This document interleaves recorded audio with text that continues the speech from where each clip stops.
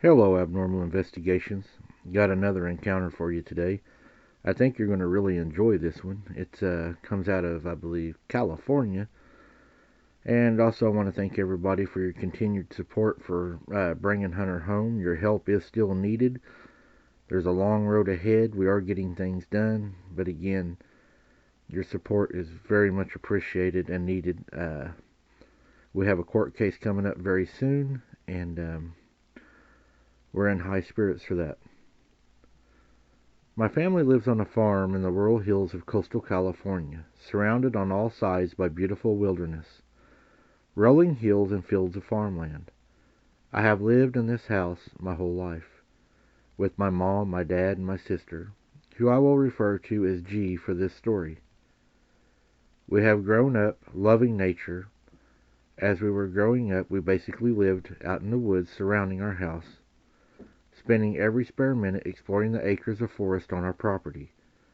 Because G and I have spent so much time in the wilderness, often alone and sometimes at night, we have encountered quite a few strange and unexplainable things. Sometimes the encounters are awe-inspiring glimpses into another world, but sometimes the encounters aren't so pleasant. It's stories like the one I am about to tell you that are the fuel for many of our nightmares and our deepest primal fears. This is actually a very scary story to me, and I'm finally able to tell it. It was a particularly cold and foggy day in February of the last year, but the dreary weather couldn't dampen my spirits. I was racing around the house, packing my bags, grabbing all sorts of snacks and treats, and shoving them into my backpack. Filling water bottles and grabbing all my overnight necessities, I was going on a road trip with my best friend. Let's call her Kay. And her dad, we'll call him A. And I was so happy to be able to do this. They were coming to pick me up soon, and I couldn't wait.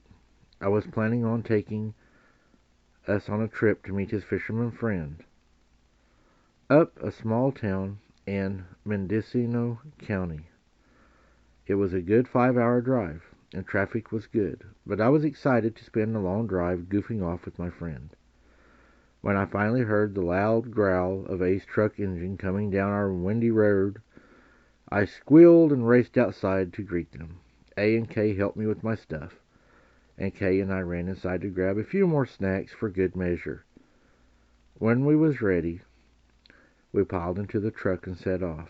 There was a long drive ahead of us, and we couldn't waste any time if we wanted to get there before nightfall. A had brought his 2 dogs, Cedar and Willow, who were in the back seats of the truck with their noses pressed against the windows. Watched the world go by. The drive was awesome. We made a pit stop halfway and bought some hot cocoa, as it always seemed to strengthen our drive and make us happy. A told us some scary stories, and we showed them an episode of Unexplained Encounters which spooked us all a little.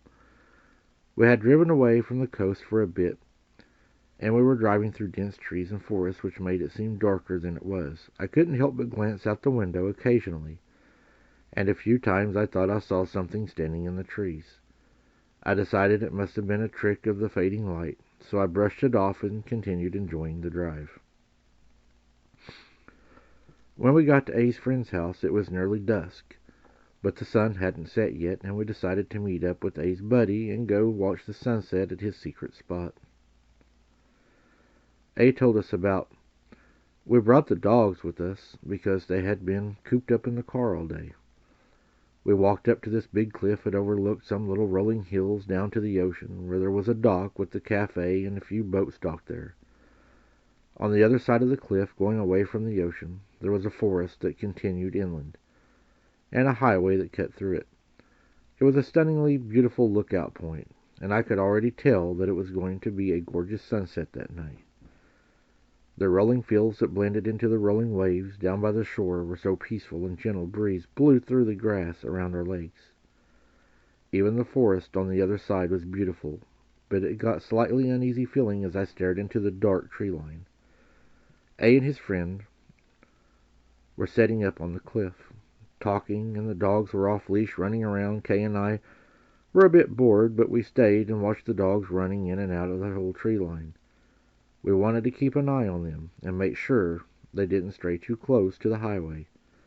There were a few times when we couldn't find Cedar, but she would always come back when we called her. Willow stayed closer to us, as she was a bit older and not quite as energetic as Cedar, who was barely out of her puppyhood.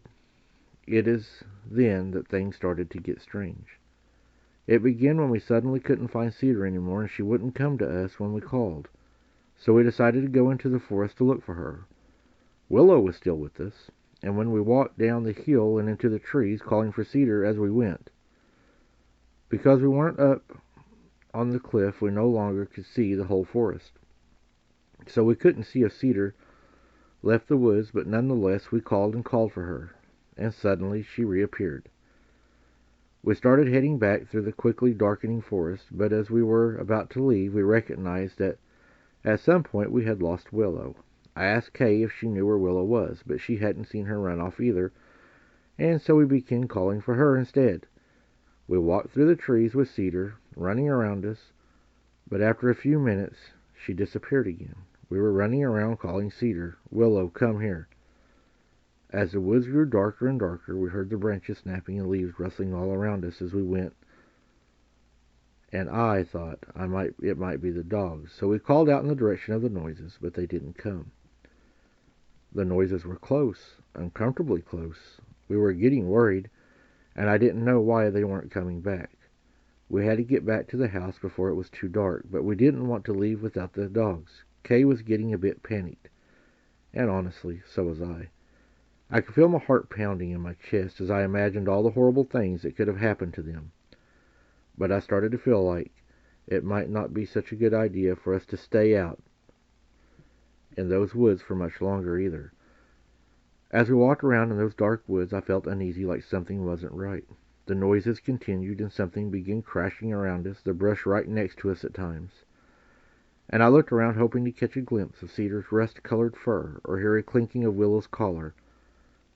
But they still wouldn't come. I looked at Kay and whispered, "Did you hear that? Do you think it was the dogs?" She nodded and looked around, trying to see either of them through the darkness. Finally, we decided to head back, and hopefully we would find the dogs in the morning. There was quite a climb back up the hill to the cliff, and we didn't want to be risking it in the dark. But as we climbed the hill, I felt a prickling on the back of my neck. I stopped, knowing that feeling all too well. "Kay, I think there's something behind us."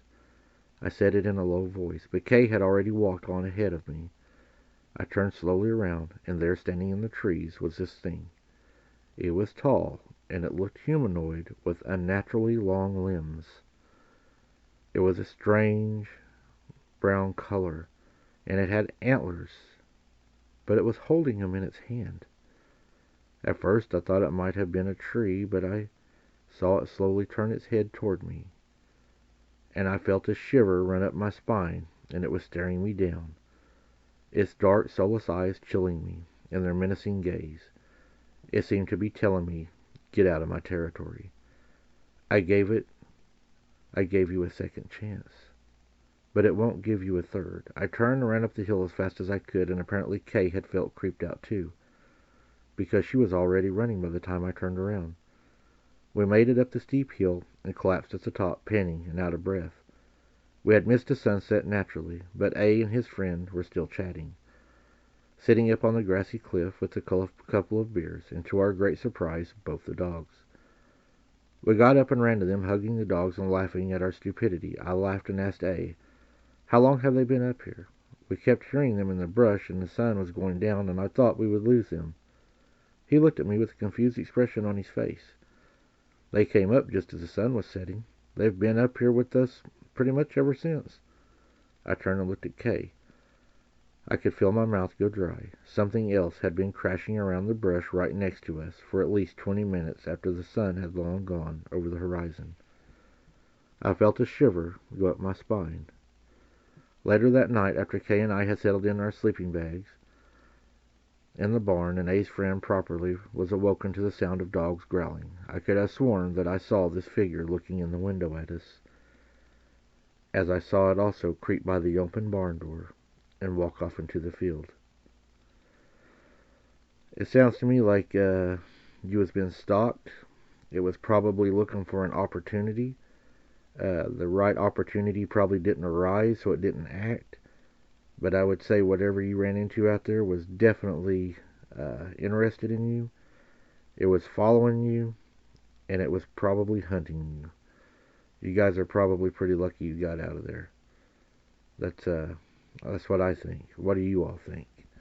Thank you for listening, guys. Keep your head on a swivel, and we'll see you on the next one.